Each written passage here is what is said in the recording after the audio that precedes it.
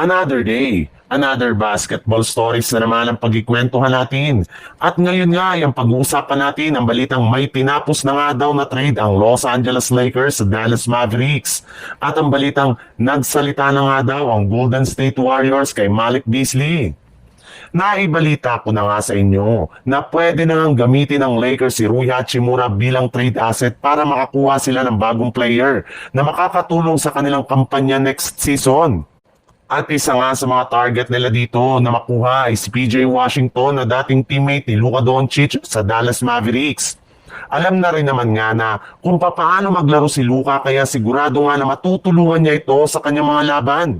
Bukod rin nga sa kanilang dalawa ay maaari rin naman ngang magdagdag dito ng iba pang mga players ng Lakers at Dallas katulad na lang ng inilabas na trade proposal kung saan makukuha nga daw ng Dallas Mavericks si Rui Hachimura, Dalton Kenick, isang first round pick at isang second round pick habang ang Lakers ay masusungkit dito sina PJ Washington at Max Christie.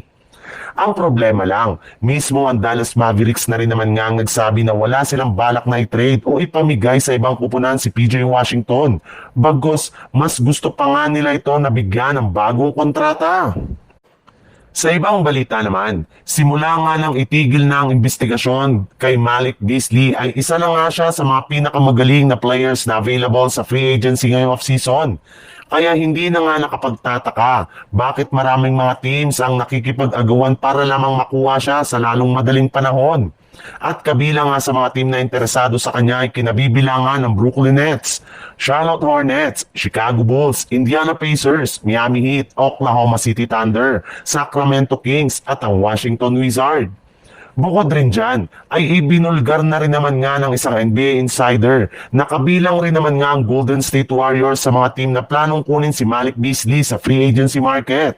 Hindi rin naman nga sila magkakaproblema sa kanya gayong hanggang veteran minimum contract na lamang ang kinukuha nito ngayon. Bagay rin naman nga ng kanyang playing style sa GSW, sa kanyang shooting sa 3-point line sadyang magkakaproblema lamang nga sila sa kanyang depensa at ang paminsan-minsan na pag-struggle nito sa kanyang shooting.